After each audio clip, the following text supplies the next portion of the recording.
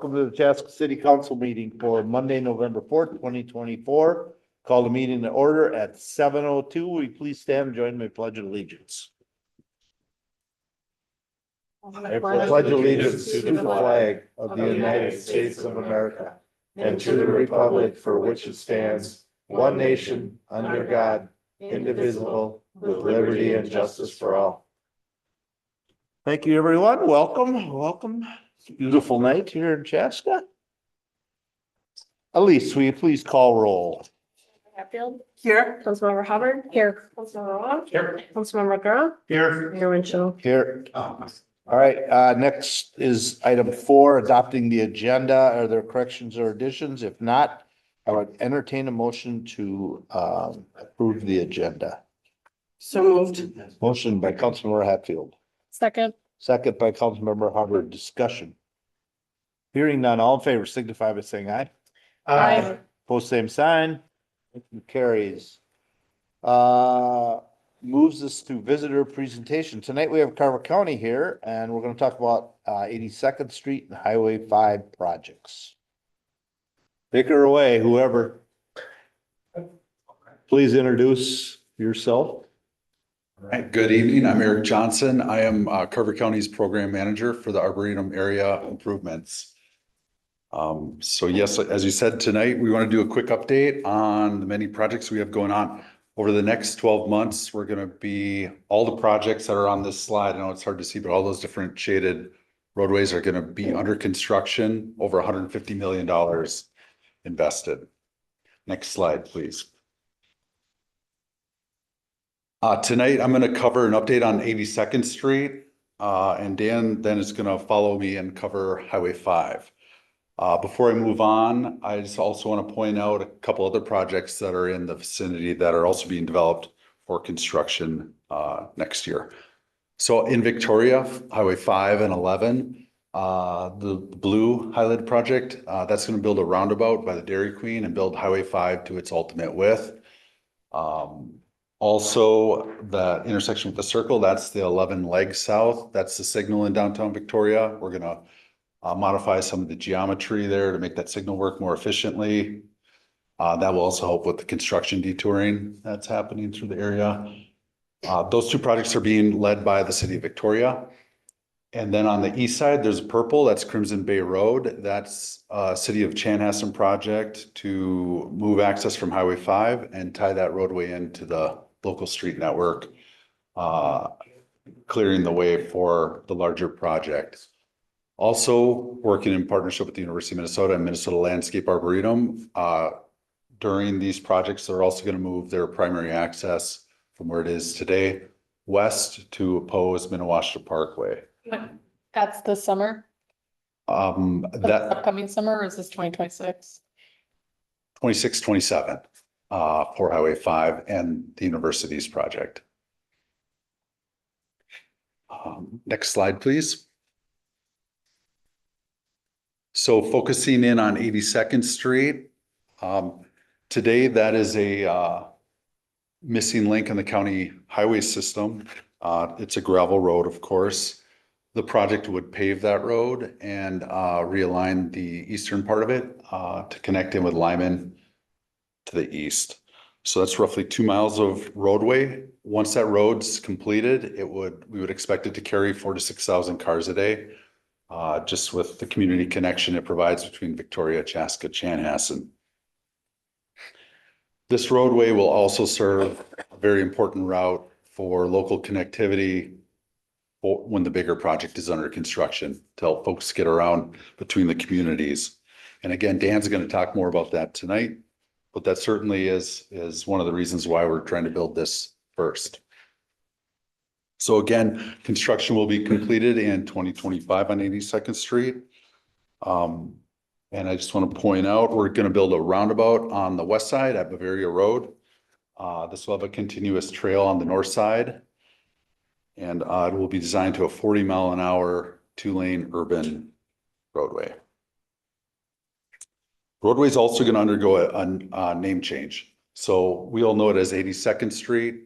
It will be County Highway 18 upon completion, and it's also going to be renamed to Lyman Boulevard on continuation of Lyman Boulevard. Next slide, please. Here's a little closer view on the west side of the project. This is at Bavaria Road. So we have a proposed single lane roundabout, and that that will safely and efficiently serve today's traffic and traffic of the future. Next slide, please. And on the Ravine side, on the east side of the project here, we're building a new bridge, 3-span bridge. And underneath there, we're going to reopen that ravine. So there was some fill placed in there long ago. The creek got piped. We're going to open that back up and have a natural channel flow and restore the trail underneath as well. And that bridge is going to be about 50 feet above the creek when it's all done. So we're going from the east side and going up to the west. Next slide, please. And where we're at today, the project is, the design is complete. There's still some outstanding property acquisition that the team's working on. It's in condemnation. We have the lands needed to construct the project from the property owners. We are still working on final details with the University of Minnesota, Minnesota Landscape Arboretum, to get the land agreements for the impacts to the arboretum. So close. A little bit of work is going to start this fall with some of the tree clearing with the rusty patch bumblebee that's on the screen. We've talked about that before. All of these projects are in that habitat area. So we need to conduct tree clearing in November. We have a window in November and a window in March. And we also have to disturb the ground this fall so the bee doesn't come back next spring in our construction zone. So some special permitting requirements. So you're going to see a little work out there this fall in the winter. Next slide, please. So 2025 is the big construction year for this project. Most of the roadway will be built under traffic. And so we'll maintain access to the homes throughout the project. But though at times people have to come from the east or the west, depending on where the work's happening. When we construct the roundabout, the road will be closed. Bavaria Road will also be closed. And so on the graphic here on the screen, the purple, that's the detour route that will be in place from roughly July to August.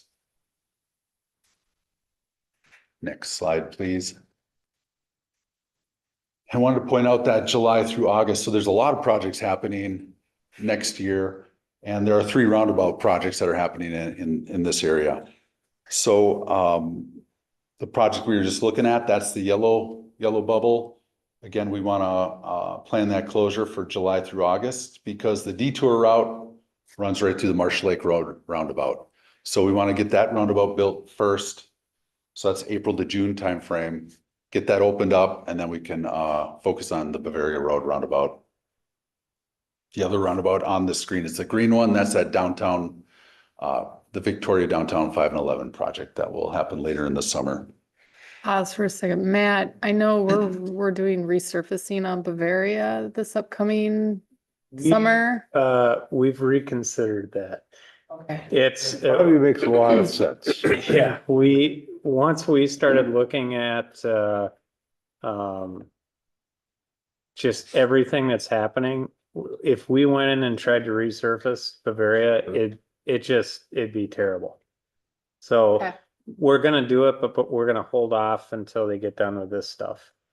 We're not gonna do it next year. We're gonna hold off and do it the next year. Okay, so you're not Yeah. doing like a portion somewhere else and No. then waiting. Okay. Speaking of projects, like there's the Engler Boulevard project. When is that supposed to happen relative to these? Same time. Same time. Same time, right? So Same thing. So I guess like the question being is that, it's not trying to look at it as like these pocketed things, but for people who live in the community or trying to get around, it's like, how do I get there? Because it's like, oh, if Engler's closed, I'm going to take this other route. Oh, wait, that roundabout's being, reconstructed, so I can't go that way.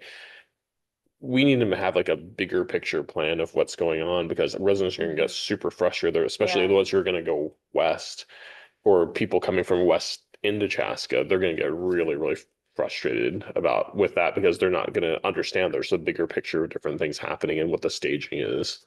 So what's our plan around that?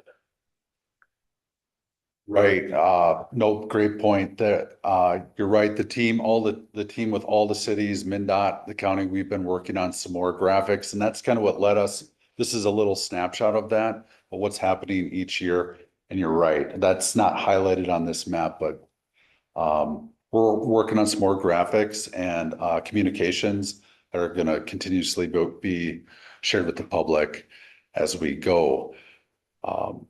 And some of that coordination, like Matt was just saying too, has resulted in the changing of program years. I know the county's moved around multiple things as well, as we're considering detour routes and even coordinating, how we sign routes, so we don't have competing detours happening at the same time. We've been talking about that as project partners as well. Is this, looking at this timeline, is this the same contractor doing all three of those roundabouts? All three separate projects. We don't know yet, yeah, we haven't bid any of them yet. I mean, Oh, we bid 82nd Street, right, you're gonna talk Yeah. about that. well, that's what I was wondering. I mean, is it the idea that it's the same contractor? Or you just bid it out individually, and if it turns out they bid all of them, they bid all of them? Or get them all, I should say. Okay, Right, with conditions on the closure timing, with those coordination conditions in the contract, so we don't end up. So we build things as we have them planned, I guess, and sequentially. Yeah, unfortunately, the blue and the green both have federal money, so they have to be individual. It'd be nice to have one package for all of them, but we can't do that.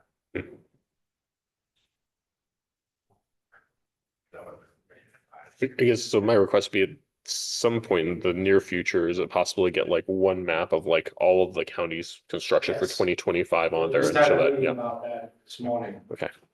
On the map. So Yes. an interactive type map, but you can. Lyndon, why don't you turn that mic over there so it's picking you up? Otherwise, people can't hear that. Thank you. Yeah, so we're working on it, Eric mentioned an interactive map with all the projects. So you can turn years on and off, you can see the detour routes, you know, I mean, it's Good. just. There's so much going on. Yeah. We've heard the same thing from several people. And do we know if like any, you know, do we know of any MnDOT projects are also happening that would be in like, you know, likewise during that same time frame? MnDOT doesn't do any projects, the cities and counties. I was do. gonna say, Well, yeah. might be a state. It'd be one of us doing it, Like, so. yeah, but I guess like anything that, Yeah, Right. yeah, but these are pretty much state yeah. projects. I mean, Right. so. There is one project, I think it's 25, and it's gonna be a highway 212 5 area in Eden Prairie. So pavement preservation project next summer. But out here in our view area, I'm not aware of any. But we'll have all their projects on the same, Mhm. the same app. Okay, We great. can collect that data from them. Yeah, excellent. Great, For thank you. anybody wondering who's speaking, that's Lyndon Robjan. He's our county engineer. Next slide, please. So we ended up with a $23 million project here. As Lyndon said, bids have been in and a contract's been awarded. SM Henches, the same contractor who did downtown 41. They got enough. Yep. There is no city cost share in this funding package. So if you recall, a couple years ago, we got a total of $10 million in state funds to help out the local share here. Let's see. We also have, the county has HDR under contract to do construction communications. So those communications are going to continue, and the updates to the public and the neighbors will continue. And the county's working on a contract right now with PE Services to provide the contract administration of this project. And my next slide here is my last slide. And I know this is coming up later on consent agenda, but with the project here, we are asking for approval of the joint powers agreement for this project. It's the first time we've ever had a joint powers agreement where we don't owe you anything. I was just thinking of that. We Yeah. don't know nothing. That's fine. It's a good one. Just cooperation. Thank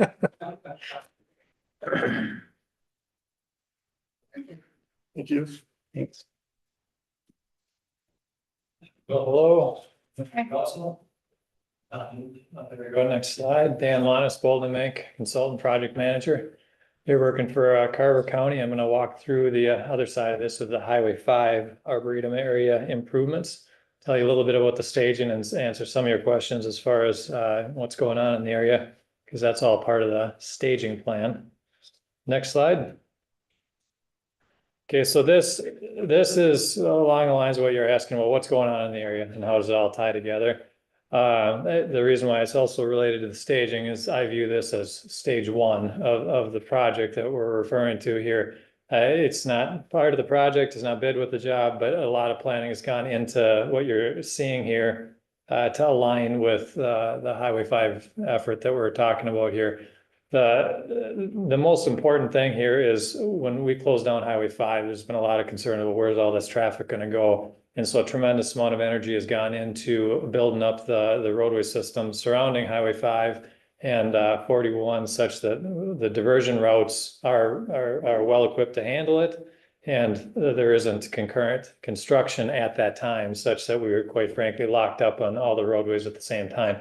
So this I view as stage one, and the projects were deliberately programmed in 25 to prepare for what you're about to see in 26 and 27. So it's again, not bid with the project, but these are other projects that are going on in the area that are well programmed to be completed by the time we get into some of the significant impacts of 41 and 5. And the next slide here, you can see what's in solid yellow is really what I'd consider to be phase one of the Highway 5 area improvements. It's a focus on Highway 41 and 5 and the north-south route of Rolling Acres Road and Bavaria Road. So the idea is trying to build these north-south routes in year one. So this is 26, and I'm going to detail this out for you shortly. But it's the whole principle here is trying to get these major intersections and north-south routes completed in this first year in anticipation for Highway 5 being closed the next year. You can see how much yellow disappeared on this slide. Everything was programmed for 25 in anticipation for some of these major improvements in 26. And this is the big year. As we had it phased out, it was not known at the time as to whether or not 5 was going to be closing in 26 or 27. That was always assumed to be 26 when a lot of this work was programmed out in the area. But through a lot of staging alternative evaluations here, it was determined that we could probably best serve the area by running all energy towards the north-south routes in the 26 season and keeping Highway 5 open for that whole year and focusing on Highway 5 and 27. So it's gotten down to a single year of closure on Highway 5. I'll show you how that works. Okay. Okay, so you'll get probably your question answered in the details here. And so that's just the big picture for sequencing here. But if you get into the staging approach and you start a staging project, you start looking at the different ways we can do it. And there was a lot of different ways we could do it. But we did ask some questions to the public in various open houses. And we took some notes and had some ideas. And ultimately, here's a little bit about what we heard and what we did. So we had a lot of our comments on the duration. Let's condense this down as much as possible. We had a 3-year project originally programmed. This was by duration without we'll say an accelerated approach to this. This is a 3-year project, most practically speaking. It was consolidated to 2 years. And then there was also the concern of, can we consolidate the closure periods and get Highway 5 down to a single year? That was also a significant effort to try and see how could we actually build this with Highway 5 being closed only for a single construction year. And so that was one of the things that we started with is, all right, can we do 3 years in 2? And then provide reasonable alternatives for locals. To your comment, where else you're going to go during construction. 82nd Street was, of course, programmed the year ahead of time. Minimize downtown construction duration and impact. So the east end of Highway 5 in Victoria, there's a big concern for the city of Victoria, was consolidated to one season and is tied to the eastern, or tied to the beginning half of 27.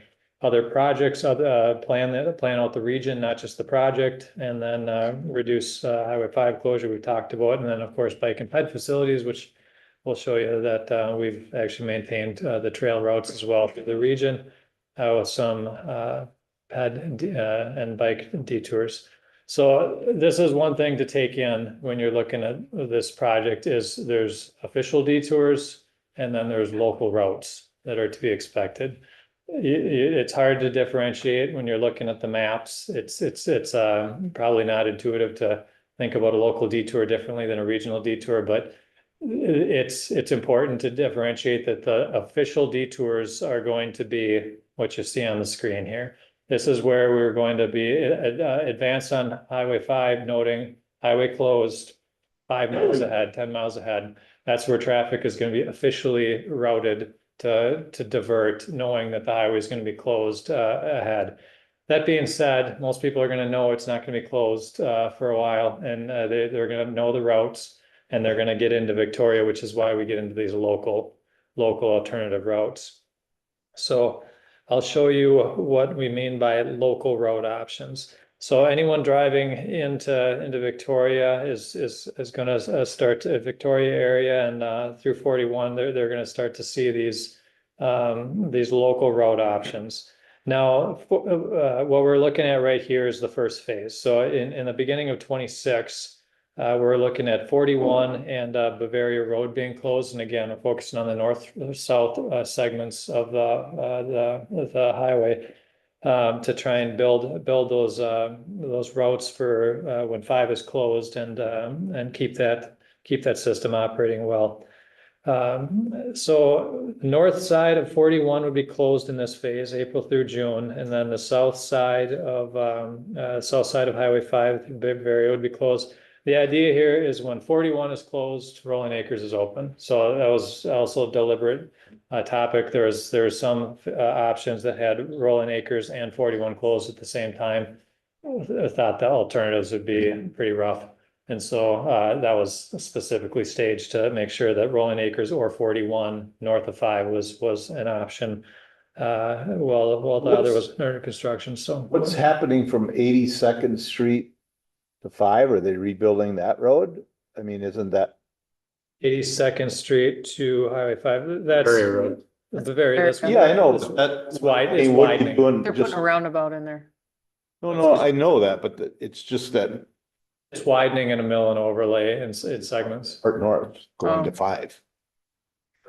Between 82nd Street and Highway 5, it's trail and some mill and overlay widening. It's not a very long project, but I it's. didn't know that, I thought we were always north of 5. I didn't realize we were doing that segment south of. It's tie down from the intersection, a mill and overlay and trail. And I get it, because the roundabout there is, you're gonna go so far and you're gonna go, but I just, okay, that's That's fine. why it's a short. I know that duration. trail's always been, that connection trail's always been talked about for the last 10 years. Hmm. You know, so. Yeah.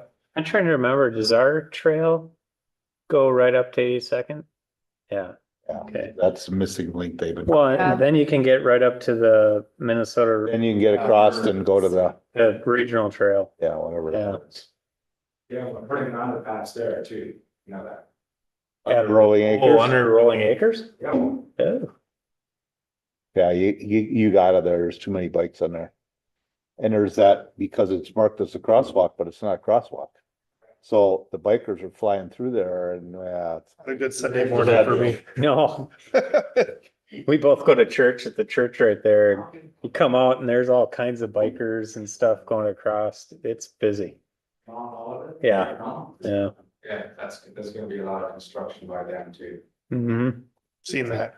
We were just questioning what that was, but roundabout? Yeah. The next slide here flip it to the next one here is gonna be what you're referring to.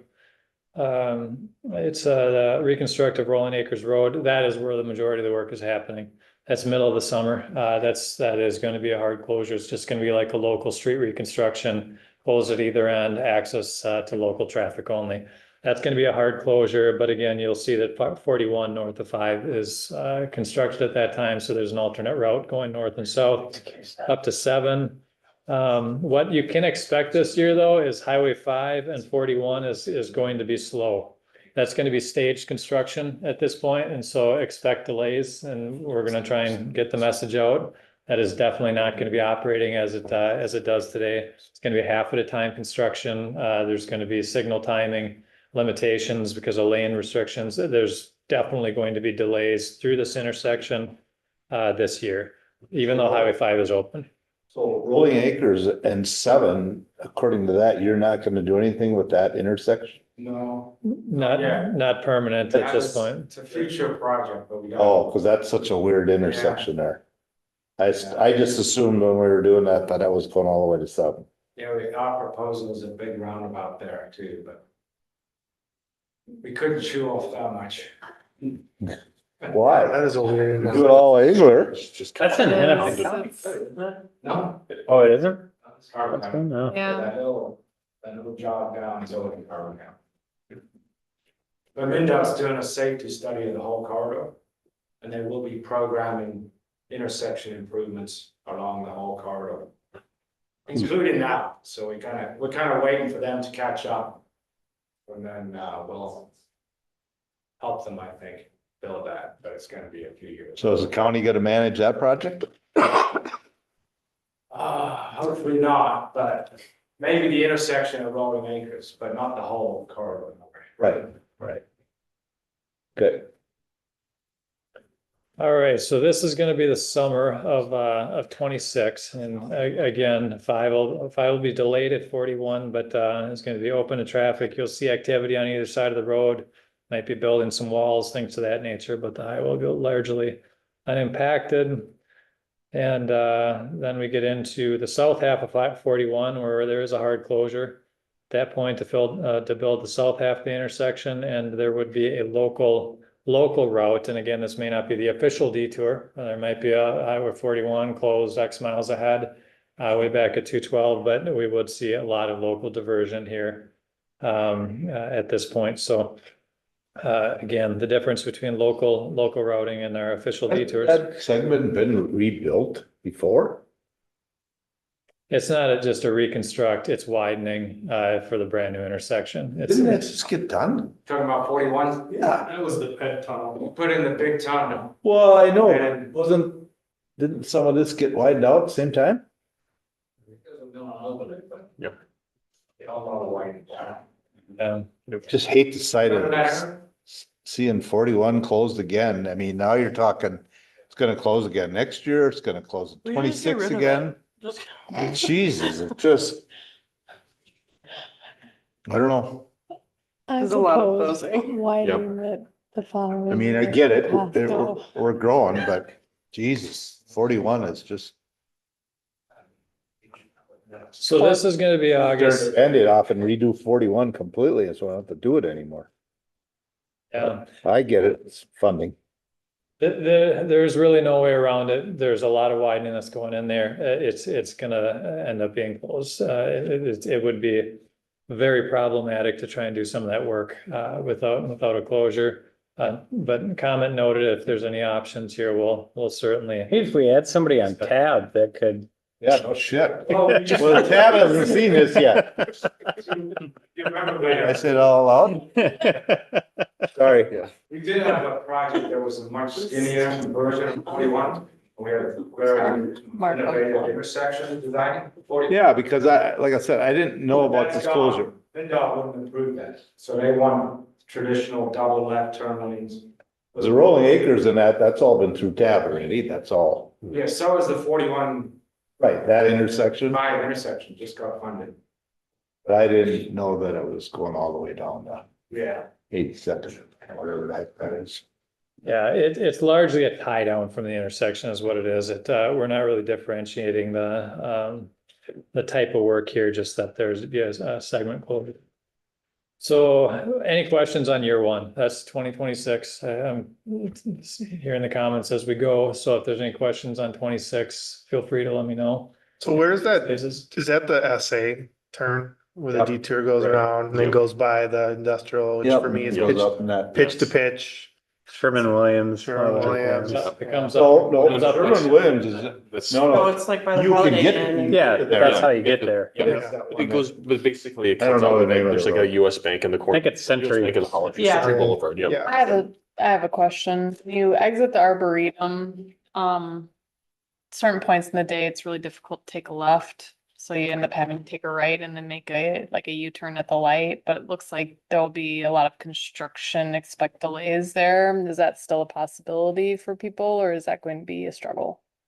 As far as the U-turn, it's a good comment. It's something, think that's- it's something we'll have to consider. You Yeah. have to, because it's a huge safety risk. You take your life in your hands every time you try to take a left on Highway 5 after 2 o'clock in the afternoon at that entrance. Yeah, no, it's a good comment. It's something we'll want to talk about with our staging team, because that intersection is being built half at a time, so whether or not that U-turn movement is at all impeded, that's something that would be. But the traffic will be slower because it's all under construction. So that'll help some. Yeah, I mean, it's during peak hours, I would expect delays, yes. But yeah, we'll take a look at that turning movement, understanding that is going to continue. Yeah, especially like in November, they're going to have or October, they block, you don't even have the ability to take a left hand. Yeah, they push you out to the right, Mhm. yeah, They get the patrol out there and they're, yep. Why doesn't the I was ARC just there. move it over to can't think of the the name. signal rolling in Yeah. or the. What, huh? Minnewaska. Why don't they just, That's the. Well, they are, but but I'm that's, saying, why don't they do it now? That's not affected the roadway, and then that takes care of that issue right there. You have to build the signal and all the widening on Highway 5 Signal's first. already there at Rolling Acre, or Yeah, at but they Oh, don't okay. check up directly. They're like. On a temporary basis, you're saying, because yeah, it's a temporary, I mean, that whole Well, signal gets I mean, but going reconstructed. to do it, the road isn't far from being completed to be able to do that now. Something to think about, actually. I would Yep. I mean, highly it think just about it. makes more sense. You already have the light at Minnewaska Parkway, just go do it. They're gonna do it anyways. Yeah, we'd have to close off the eastern access, turn that into an exit only. And then, That's the plan, I mean, that's the ultimate plan anyways. you'd have to advance build part of Highway 5, yeah. Who's responsible for building the interior stuff in the Arboretum? Does the Arboretum do that or? Okay. They got more money than God. And I mean, are they part of a overall joint powers agreement where they have to have that done by a certain time and, okay. Just remember that work They session. also moving their Apple House, you know that? Mm-hmm. That Apple House is moving into the Arboretum main property. Do you know where, Eric? East side, right? East side of the Arboretum. Well, they've talked about a couple different places. Yeah. So there's a lot going on with the Arboretum. That's long term. No, like right away. Well, but it's not moving back to that spot on Rolling Acres after. No. No. Mm. Yeah, they're going. That'll help traffic flow on. Rolling Acres. That's just the Apple House, not the greenhouse, right? Just the Apple House, but what There's the they're, Apple House and then I think the greenhouse is right next to it. I mean, I'm not there that much, Oh, but. I don't know. I it's know there's just a the greenhouse. retail side, Yeah. but at least what they shared with us is that retail side is gonna be more like when you go to an Apple, like an orchard. Yeah. You know, like right now you're going into, it's just like a tin building, but it's gonna be more like an orchard type of thing. So it should be cool when it's done. I already like it now, but that'll make it better. Okay, any other questions or comments on this first phase? Maybe just one comment. Taylor, you would ask before about timing of when we're gonna call it our local pavement project would be. So the slide before showed the closure of, we're gonna call it the Bavaria closure south of 5. Mhm. We're trying to take advantage of when that closure would happen. And Whether or not that lines up with the school timeline or not, we're not sure 100% how we can work that out, but in 26, with all of the disruptions to Bavaria, hoping to take advantage of the limiting amount of cars used in Bavaria, that's where we're targeting to try and say, okay, when things are happening to the Resurface north. project of Yep. area. Yep. So Okay. from Is 86, that like a full closure or is that, we'll have to maintain access because Yeah, neighborhoods so up there, many. I think. So yeah, it would just be, you know. and I'm assuming, would it be like, cause Bavaria's obviously goes all the way down to 10, so Yeah, like, from is Pioneer it? Trail, where the northerly roundabout is on Pioneer, taking it from that point, right now, the scope is to say from that roundabout all the way up to, we're just gonna call it past the Cheval, or around the Cheval neighborhood is where we're scoping that pavement project to happen. And in what we're saying is in 26, now how it fits into this timeline, we're just saying we want to program it for that year. So just something for you guys. No, it's good to know. And then they're not gonna do anything from then, I don't know what that, is that 86th Street that comes across right there by the farm? Yep. So from there then to 5, other than that one segment, it's not being redone? Cause that's, there's no curb gutter there. Yep. So north of, we're just gonna call it north. That's not ours. Between 86th and 82nd. In between that section, unless it's part of the Highway 5, we don't have it programmed. That's part of actually what's where the city limit line is, and I don't know, if Victoria. Crazy, now you leave another little segment out of it, it just. Yep. You're still in a rural, We'd be happy to make decisions for Victoria, I just don't. know. I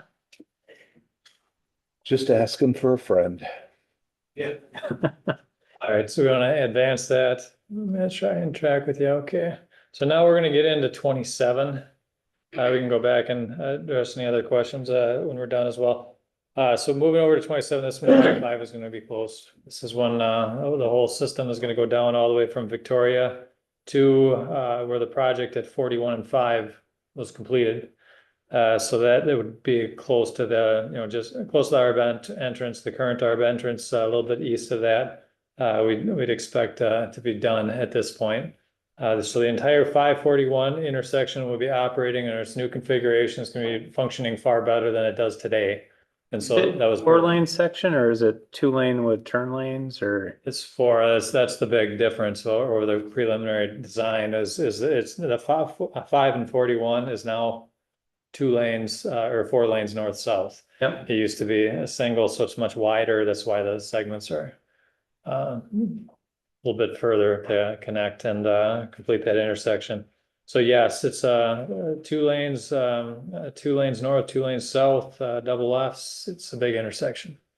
That's 41, you're saying? That's 41. Yep. So at this point, this is where the regional detour versus the local alternative routes is an important thing to distinguish. We're still going to have the detours further back, but we know full well people are going to get up to highway, let's say at Victoria Drive here, and they're going to see a bunch of barricades and they're going to need to know what do I do? And so we're acknowledging that reality and really trying to guide some local routing is what we're doing. It's not going to be what would consider an official posted detour, but more of a local route guidance. So we're going to have to try and come up with some subtle signage differences, but we do expect a lot of people to know the area. They're going to drive it. They're going to see that these routes are open. It's going to act like a local detour is really what it's gonna be. So we expect a fair amount of traffic to get down there to 18, form the current 82nd. I use that road as a bypass. We expect it to be well traveled during this phase. We're also expecting a number of people to be up on 7. It's very difficult to predict what the diversion traffic is going to do. A lot of people will divert. There's some rules of thumb that we can say maybe 30% is going to divert and it's another percentage is going to use local routes. But at the end of the day, we're going to find out people's travel patterns change. when we close it. But at this point, what we're trying to do is make sure people stay on routes that we planned for, which is obviously up Rolling Acres, 7 down to 82nd Street. We're gonna try and keep people off Bavaria Road. I know there's been some concerns about how many trucks might use that as an alternate route, so we are gonna try and sign that for no through truck traffic and try and make sure that the trucks are using 82nd. And so this is, again, an enforcement issue. It's a signage issue. We can't guarantee compliance on all these things. It is a local road that is open to traffic. We're just gonna try and make it very clear to the heavy freight vehicles that that's not the route they're supposed to be taking. And that's going to be a signage exercise and an enforcement exercise. Talk to the Catholic church there. Cause on Sundays, like that road, They park on both sides of they the park road. on both sides of that road. It is Oh, a so meaty, They don't even have close to enough yeah, it's a parking there. meaty, scary drive with people getting out of their cars and walking through there, cause they double line the side of that road. Cause that's, we're just looking, cause I was trying to figure out where that come down was, and that would be, Yeah, that would be, You're talking about Yeah. Victoria Drive? Yeah. yeah, St. Yeah. Victoria Catholic Church there. That stretch there Yeah, 'cause is, you get to the signal and that's where you take the left to go. yeah. Yeah. So if you're coming south, yeah, you're you're gonna going drive, right. on Sunday, you're gonna drive all the Drive right way past. through that. Okay. Okay. Yeah, That's a mess on Sundays. Good comment. good to know. That's a very, very applicable I comment. mean, I don't know what there's nothing else you could do other than hopefully help them have a plan that maybe doesn't have people park on the. Yeah, like Lions Park. Add a that service. parking lot. And service. A bus Yeah. service. Well, Yeah, it could be. I mean, That it's could lined. be the simplest. I mean, that road is lined on Sundays, like that whole stretch there was parked, they're parked on both sides of that road. There's probably a particular mass Yeah. that they only have that time, but if Yep. they have another one, they might be able to spread it out. I don't know. But they can only do so many masses. I know. Well, There is also the parking lots that the city owns across the street that could be a potential alternative for them. I just don't think people are gonna use them unless they're told to. Mm-hmm. Right. Yeah, talk to Victoria about that. Yeah, no, that is an appreciated comment as well, because ideally we get this figured out now. Yeah, have all those communications in place. We have it in place in the plan, and it's not a last second, oh, what are we gonna do moment, as far as, Hey, you might have to add a change it. crosswalk. Yeah. Cost.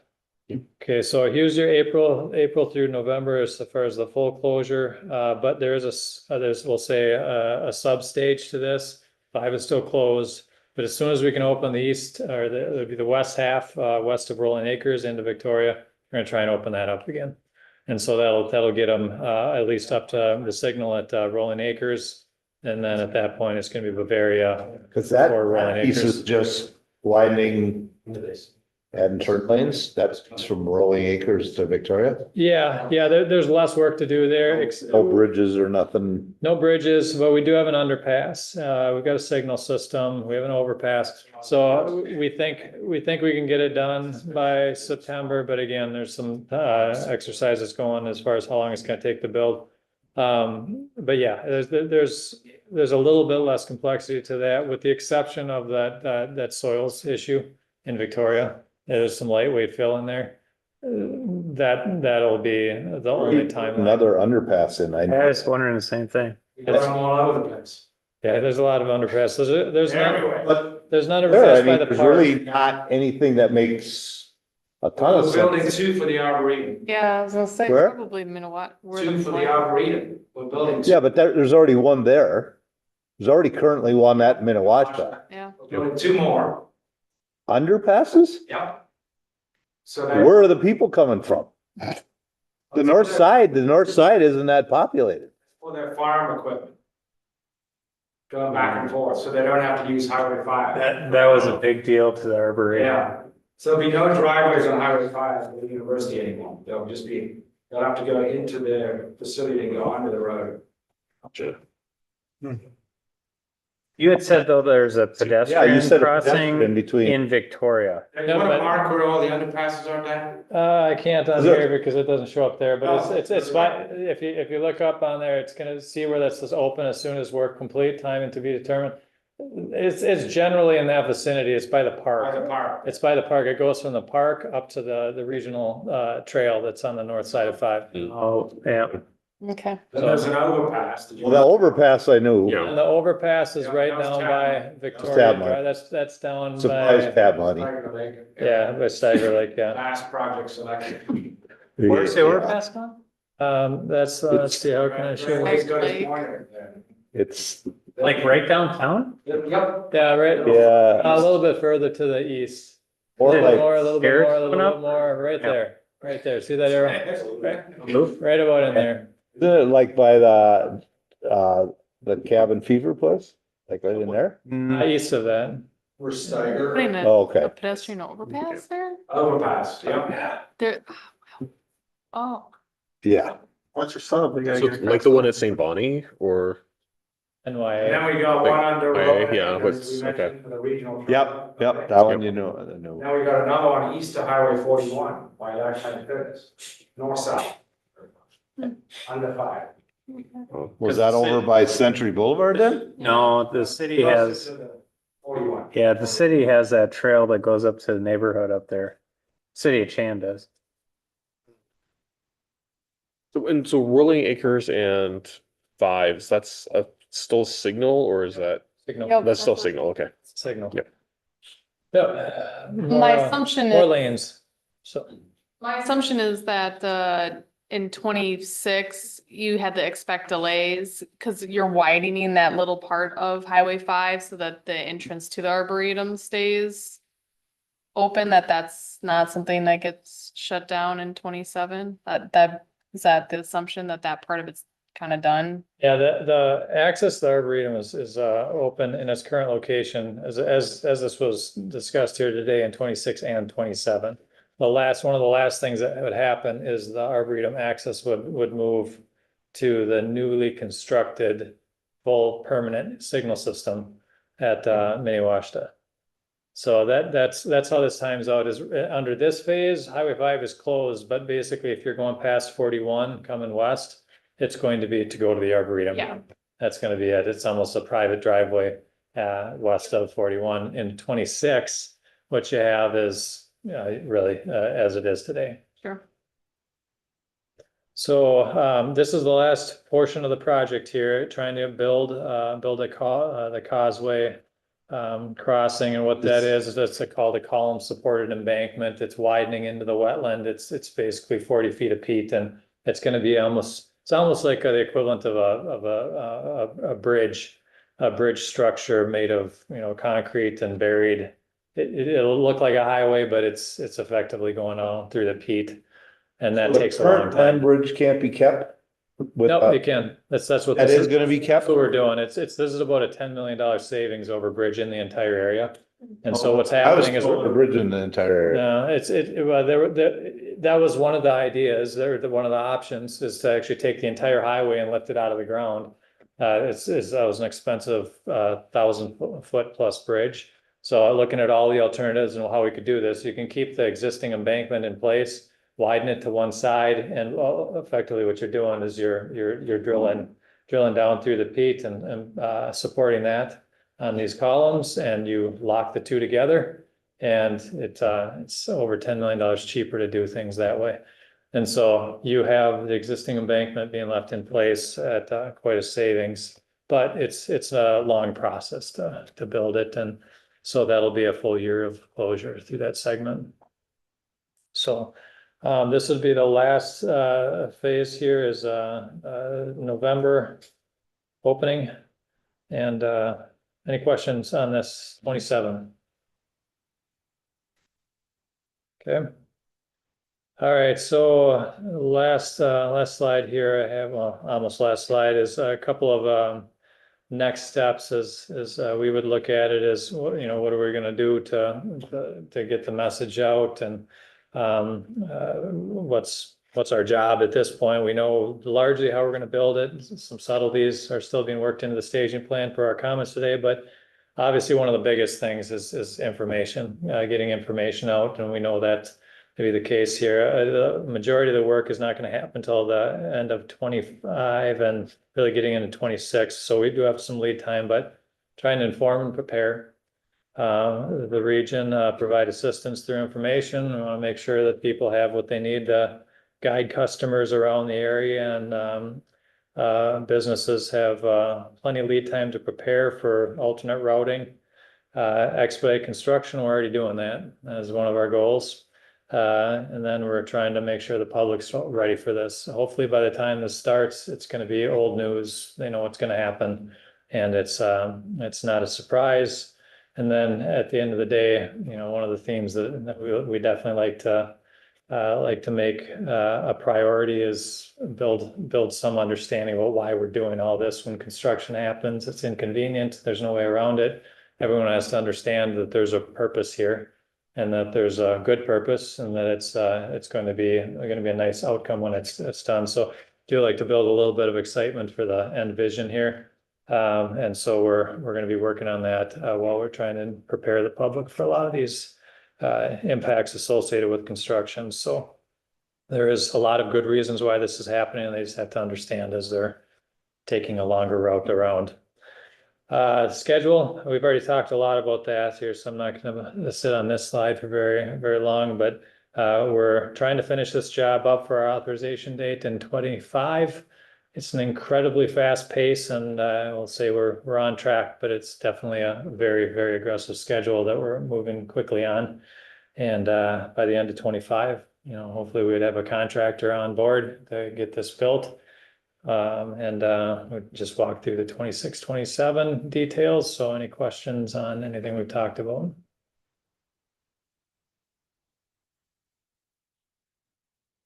Questions?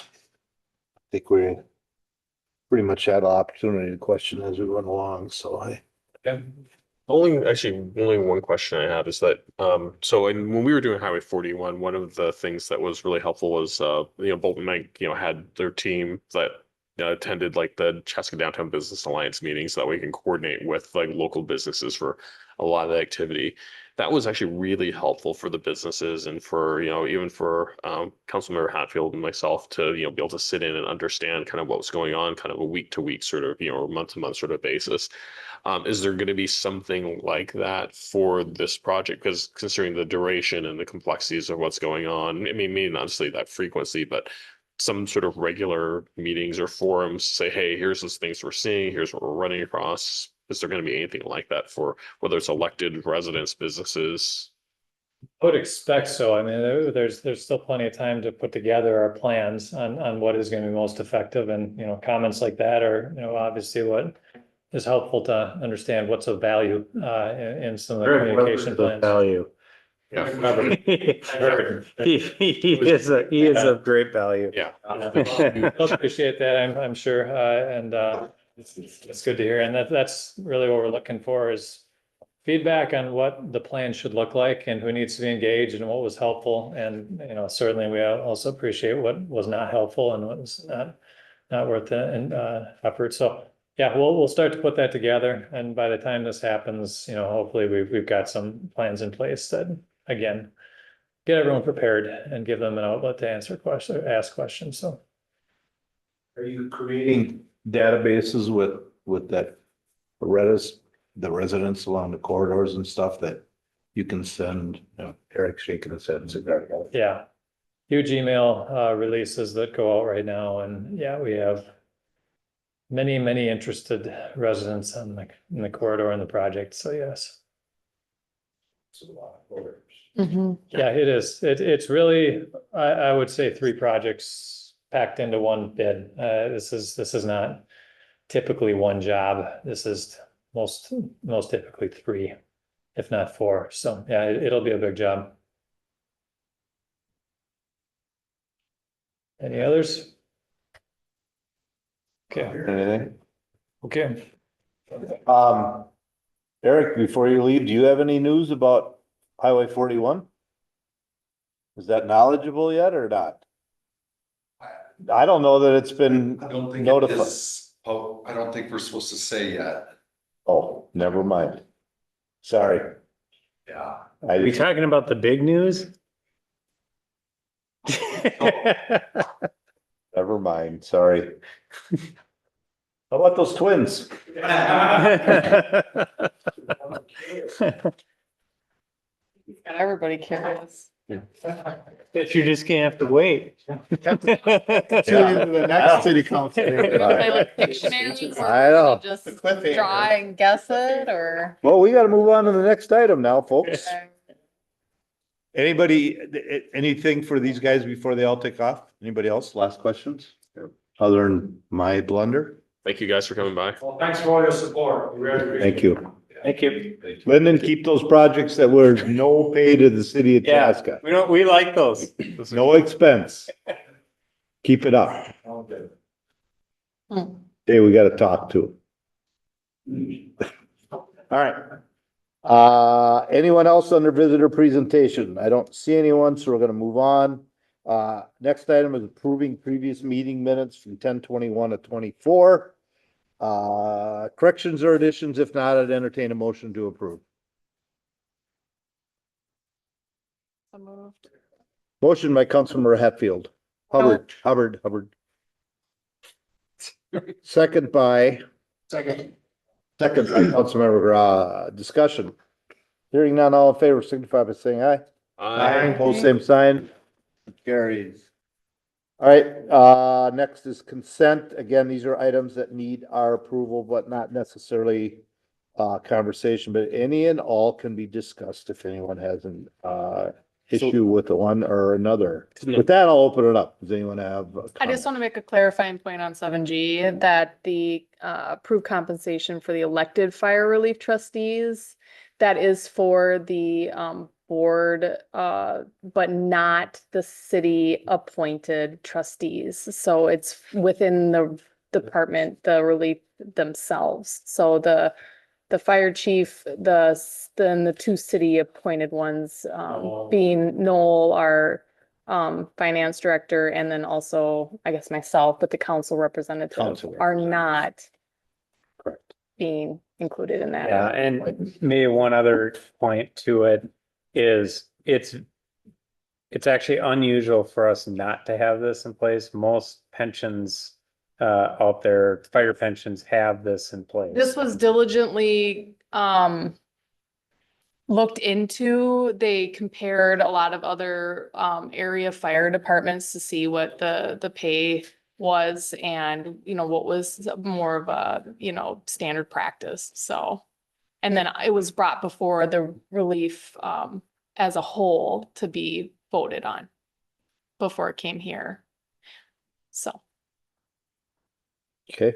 Okay. Anyone else? I have one thing. It's just like a comment on 7C, which is that the Minnesota Investment Fund application for Beckman Coulter. I think that this is just a really good example of actually leveraging some funds that are out there to help a local business stay in Chaska, and that's actually really important because as a contributor to our tax base and to our community in terms of jobs and opportunities for people, they're community supporter as well. It's really, really important to provide support and reciprocate that, and to help make this as positive a business climate as we can for them and for others. So the question I have, which is a general question, is that are there other things that we can as a city, as a community, be doing to extend opportunities like this? I'm not sure how they found this this grant or this funding, but to other businesses, because I know that we had like one that moved to Carver a few years ago, right? Are there things that we could be looking at in the future, right? At that time, we didn't, that was one that we did not have the land that they needed available at that time. Right. Yep. Now we've opened up that at that time, so, but yeah, I'm not disagreeing with you, Yep. but I just wanted to be clear, that was a challenging one, is the fact that we just did not have the land that they needed for that Because one. in that, because like sewer and things like that weren't built out, there's no infrastructure to support that at the time. But that said, for where we are today, right, given our current situation, what are are there things that we can be doing to encourage existing businesses to stay and to grow and to flourish, and maybe also attract new businesses, right? I think that's Councilmember Juan, that's a lot of what Julie is doing on a daily basis. Yep, exactly. She's created a great packet that when she has the chance to meet with businesses, we bring that with. Mhm. Going out on visits with the chamber or whatever it might be, she brings that with and just the opportunity to chat with them and then hear what is going on. The Beckman Coulter one specifically, and she'll talk a little bit about it at the next meeting, because the public hearing will actually occur next meeting. She'll provide some more information on what's going on. I believe that one actually kind of came down from the state. And so they were able to get a hold of us and we've been working through it that way. So it kind of, she's coming at it from the city angle. We've got the state that's saying, okay, we've heard from a business in your area, this may be of interest. So kind of coming at it from both angles. But there is also other programs that they have available that we can use. Some are job training partnership, skills training partnerships where they'll actually bring the school into, like Hennepin Tech could come into your workplace and they could put on a training program to be able to train in CNC grinding or things like that. With a new business coming in where they haven't built yet, we have our tax increment program that we have for them. But there's a number of different programs that we sort of turn to. It's just it sort of depends on the specifics of what that business is actually doing. So something that I'll just throw out there to keep in mind for the toolbox is that I know Southwest Transit is looking at like more local routes and sort of this longer term transit plan, because one of the challenges with microtransit is that point to point gets to be gets to have a steep cost as you start having lots of people moving across different sectors of the transit service area, right? So as we kind of look at the economics of that, they're looking at like how can we create like different points of like basically bring people from like across those service areas, and then from there use microtransit for truly that last mile. So then it opens up that question of like, well, are there better opportunities that from a jobs perspective that can be linked together between transit and housing, so that way we can create more of these economic and housing centers and really be more efficient about that, but create opportunities for people to say, hey, you know what, I could just use public transit to get to where I need to go, and then it saves me time or cost, and it makes it more efficient, and it also provides that source of employees for businesses that do want to grow. So I just want to throw that out there, that if there's businesses that say, hey, we need employees and we're having trouble finding them or whatever, are there opportunities there that we can maybe connect through Southwest Transit to open up as a employment bridge, right? So just throwing that out there, something to keep in mind. A couple comments.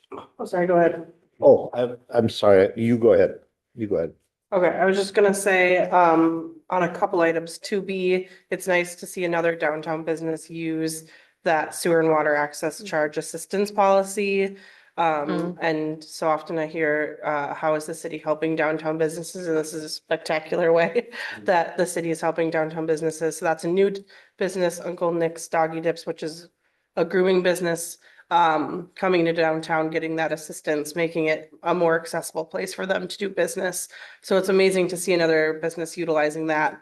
And then also, similar to earlier this year, just thanking those that, as we accept officially the gifts, and donations, on our consent agenda, just thanking those. So Minnesota Gardens, Benefit Bashers, Centerpoint Energy, Chaska Lions Club, quite a bit from them, Auburn Homes, Bulk Agency, Picasa, and State Farm, Matt Lorenz, just thanking all of them for the donations they made that funded things like the senior picnic, police department, fire department activities, the city tree project, truck, senior picnic, Lions Park, monument and plaque, lodge event band, lodge birthday party, Lad Fest, and then touch a truck again. So many things that those donations go to and help. So just thank you to those organizations, and businesses that donated.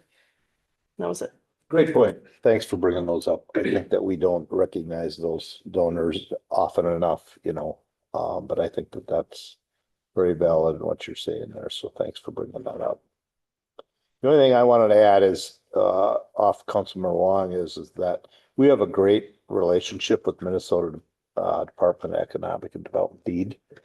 So, I mean, we've worked, and I assume we still have that. I know people change in different positions, but that has been very, very beneficial for the city that we've had that that connection and cooperation that we've worked together with Deed and you know, hopefully Julie can keep that up and keep that relationship going because that's huge and in a world where everybody's trying to fight for that new business and you know, if it's apples and apples, we might get a little bit of, you know, of an edge there. I don't know. And it's hard to say, but And as a business, you can sign up to receive the communications from Deed, which is very, very helpful. So so on this, they're just gonna expand one of their buildings, 148,000.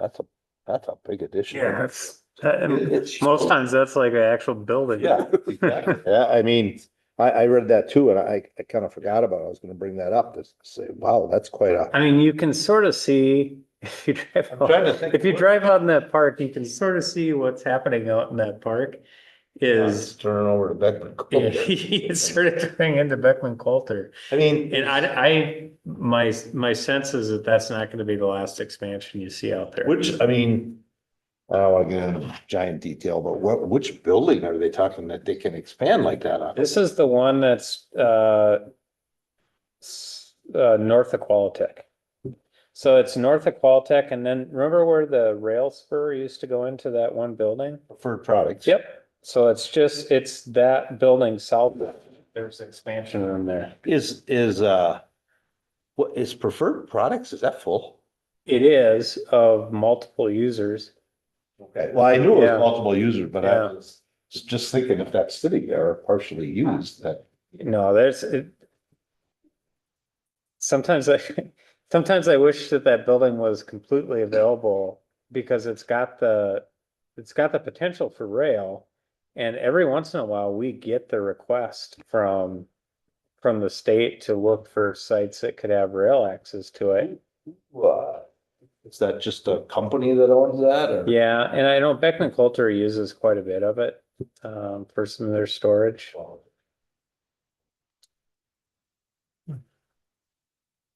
Qualitech's the other building that has the potential for rail access because there's a spur that pops off the side of that as well. And Qualitech's actually not owned by the Plain family. Yep, no, I know that got sold off. Yep. That got sold, so, okay. All right, great comments. Anyone else have anything on consent? Motion to approve?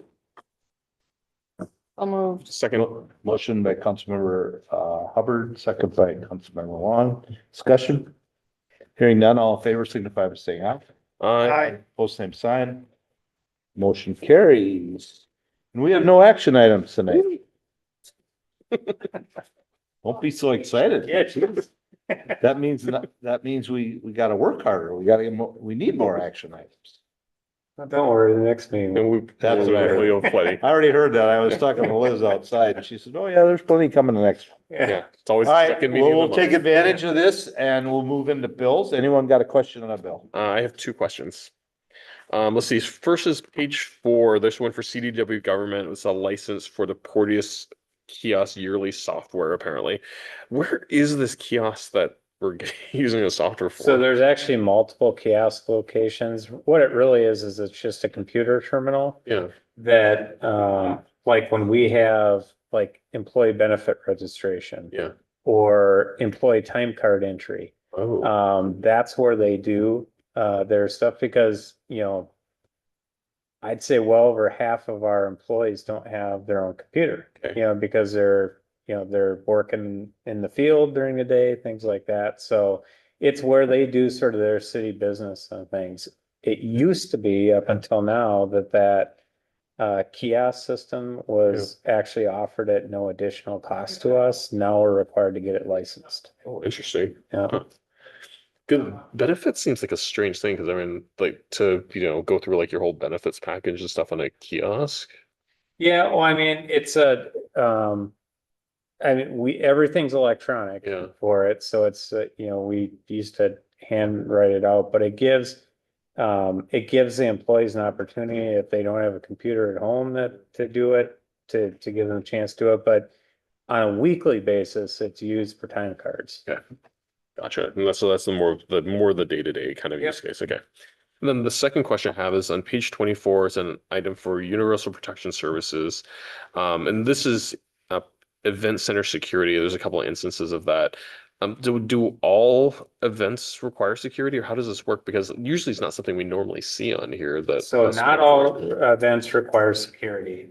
It depends on the size of the event, how long the event's gonna go, if they have alcohol.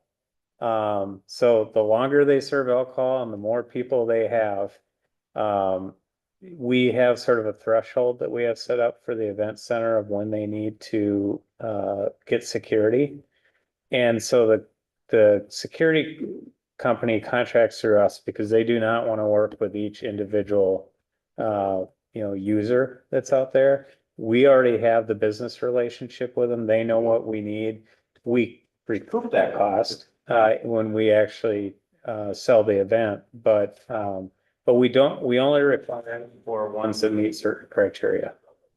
Okay, so basically it's for us, it's a pass-through cost. Yep, it's a pass-through. But it's just like a requirement of certain event types. Yep. If they meet certain criteria. So To make sure we don't run into, somebody going off plastered and, getting in a vehicle or something like that. We want to try to nip those things in the bud before they become a problem. Makes sense. Okay, cool. Thank you.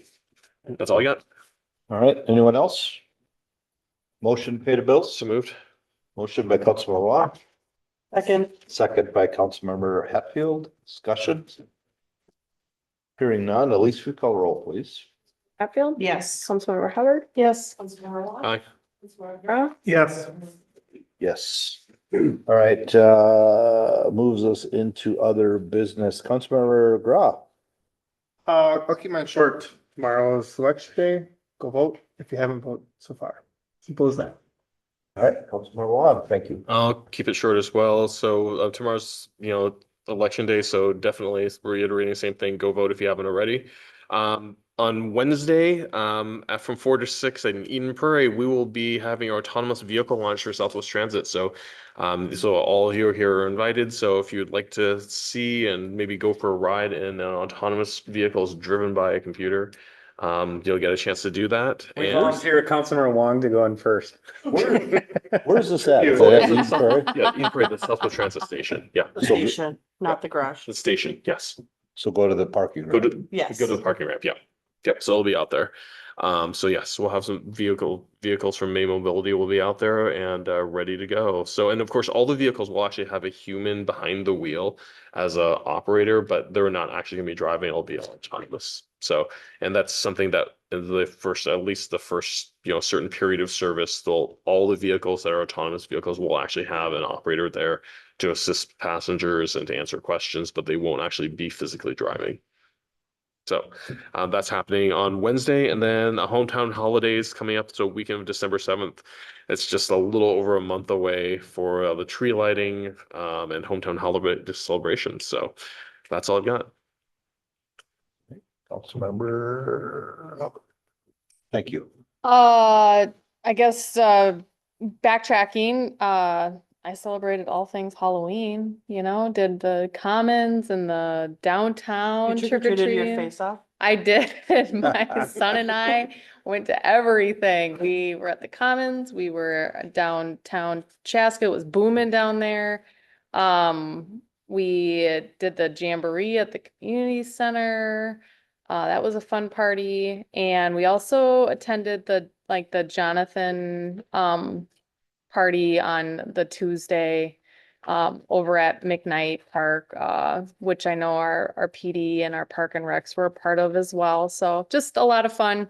And then of course the weather was terrible on Halloween. It wasn't as bad as I think they thought it was Nice. gonna be, but it was kind of fun to get it all in over the weekend and then still celebrate, I guess, on Halloween. But and then I also attended the Latino Voices event, the Katrina parade, and they're apologize, I'm gonna butcher this, Dia los Muertos event, the Day of the Dead. It was just an amazing event. I know they put it on every year, or not that, I mean, they put something similar on to acknowledge and reference that holiday, but they grow it every year. And this time it was at the event center. It was on Friday. It was just so fun and so informative. There were so many vendors there.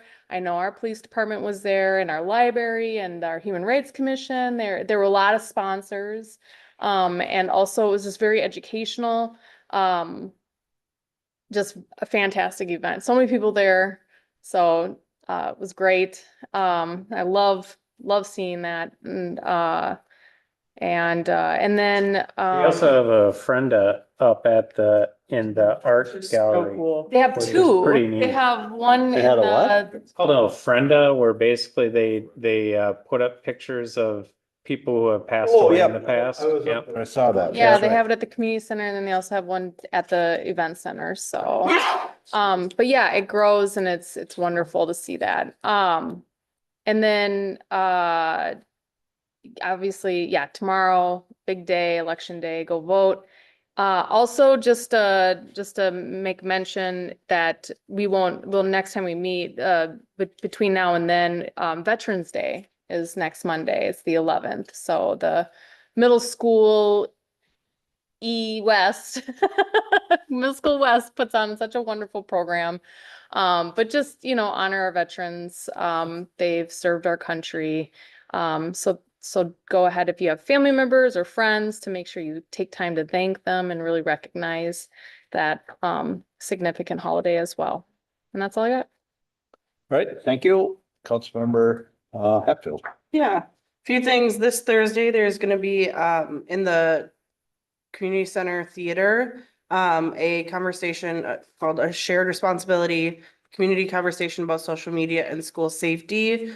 And our very own school resource officer, Officer Panning, will be participating in that along with the superintendent, the assistant superintendent, and then the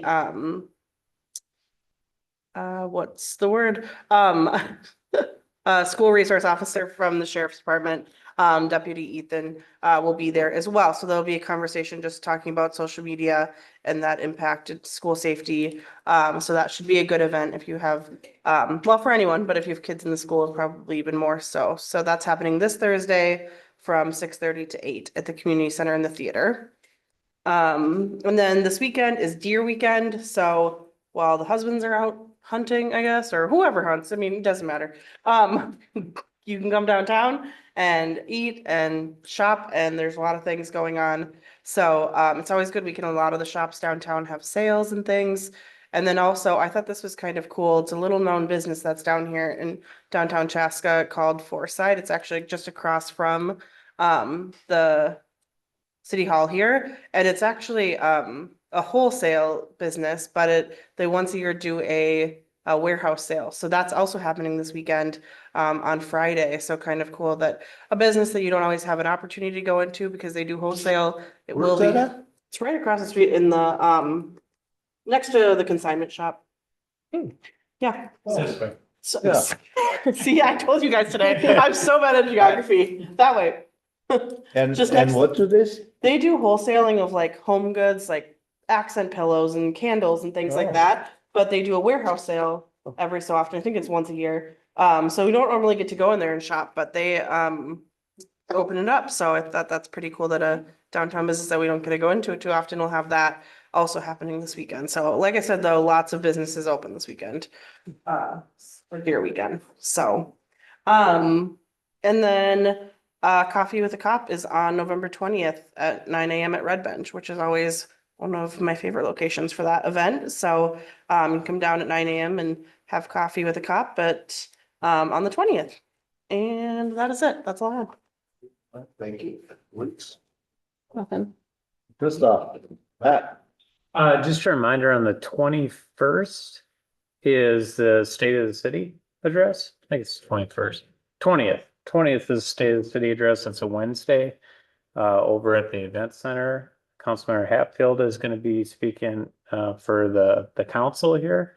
And if anybody's interested in going, it's through the Southwest Chamber. They sell tickets to go to the event.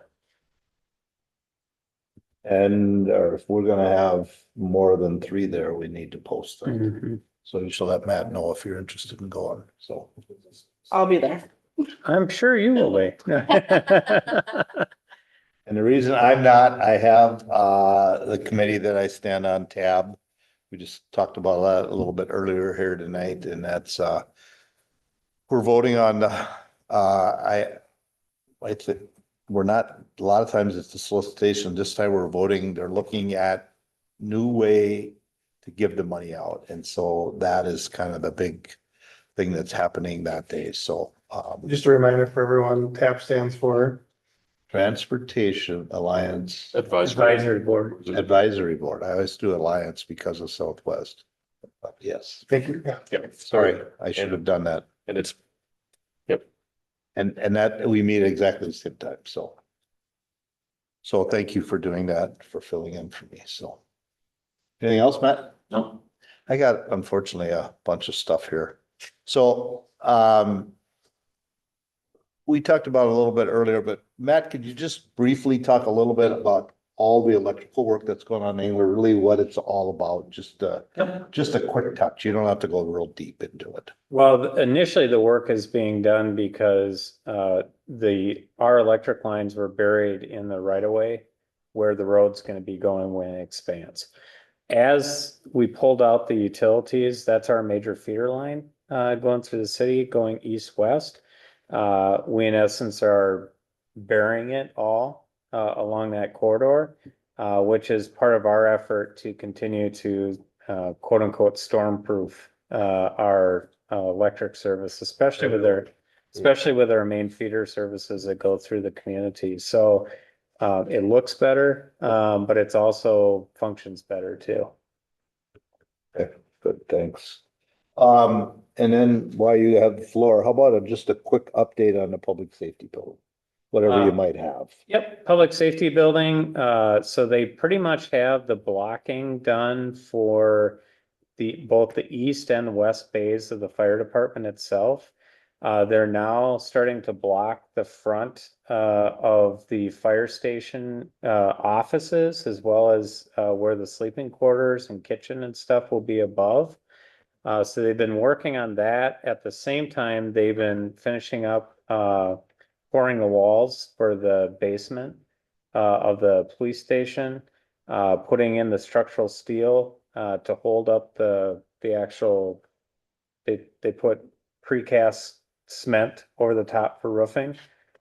So they're sort of working on finishing up the basement part of the I think police station. done. Yes, they've been lifting in those precast pieces now for about a week and a half. Yeah. So, yep. And then, is Savannah Way open yet? You know? Yes and no. If you drove it, you get through. They still have striping to do on that, so it's not officially open yet. But it's gotta be within the week that it's gonna be striped. Okay. All right. Good. Another thing while we're on this, I just want to mention that, we signed a purchase agreement for the site, new public work site. That is officially there. We're going there, correct? Make sure I got that right. So I think that's another big step in our whole building project. And I think that's another major hurdle that we found. And again, I'll say this, thank staff for rethinking that and just not going with what we originally, by looking at this new site, there's definitely going to be some money savings, fairly significant money savings as we move forward. I don't even want to mention dollar figure because I don't know what it is at this point, but certainly gonna make a difference. So, but I just think that's, step 2, we're already there. We're already moving forward, and so now it'll be in the big process. Now will be design of that building, and it won't be long, and we'll be looking at a site for a library. So it's coming fast. So just, I wanted to mention that. How about, is there, anybody got any word on Dunn Brothers, the old Dunn Brothers building, what's happening? And They're still building it. I mean, is there, a business? Well, they've told us that it's gonna be a coffee shop. I had heard that. Yeah. But as far as what coffee shop, they have not given any specifics. Okay. All right. Check these things off as I go here. It's already been mentioned about Veterans Day is coming up, but also on Veterans Day, there's gonna be a rededication of, or a dedication of Creek Road, that it will be dedicated to all of any veteran that served for the, that lives in the city of Chaska. I'm not saying the wording right, but there'll be a nice sign put up, and then that will also be renamed Veterans Park Drive. So there'll be 2 new signs put on there, and there's gonna be a dedication of that at 1 o'clock on Veterans Day. Right there at the sign, so it'll be right at the, basically right as soon as you come off of 61 on Creek Road. There'll be, the street sign will be right away, and then on the other side of the clay hole will be that'll be the actual dedication of the road sign, so. That is open to any and all, and that, like I say, that's 1 o'clock on Veterans Day. That's a week from, No, is it a Monday? It's a Monday. It's a Monday, It's yes. next Monday. next Monday. It's next Monday, so a week from today. And that is while we're on it, that is a holiday. City Hall will be closed. So make sure if you have any business to do, you better do it Friday or plan on doing it Tuesday. So with that going on. We've talked a lot about votes already. I just want to touch on it as well. Make sure you're an informed voter. If you're uncertain, research on your own. Don't listen to the ads. Don't listen to the radio channels. Heaven forbid, social media. No one really knows what's true unless you look yourself. So please take the time, look your candidates up. Be that informed voter when you walk into that voting booth. So thanks. And like I said, get out and vote. That's important, very important. Next steps for us, on votes, we meet November 13th, and that is only canvassing the election. No other business will happen. We'll get together at 5:30 and we should be done by 6, right? No, there's nothing else there. 5:35.